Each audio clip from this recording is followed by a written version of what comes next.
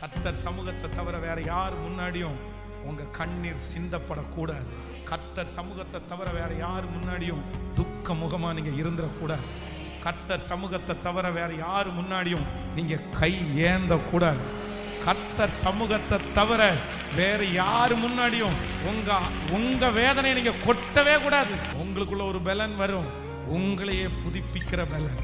எப்படி கழுகுக்கு தன்னை புதுப்பிக்கிற பலனை கர்த்தர் அதுக்குள்ளேயே வச்சிருக்கிறாரோ, அந்த இறகுகள் எல்லாம் பிச்சு போடும்போது அதை தாங்கக்கூடிய வலிய கர்த்தர் கொடுக்கிறாரோ, நான் நம்புறேன் உங்களை உருவாக்கக்கூடிய அந்த பெரிய பிரசன்னத்தை கர்த்தர் உங்க மேலேயே வச்சிருக்கிறாரு.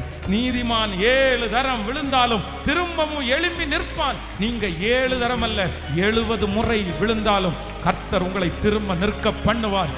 70 முறை தோற்று போனாலும் திரும்பவும் கர்த்தர் உங்களை ஜெயிக்க பண்ணுவார்.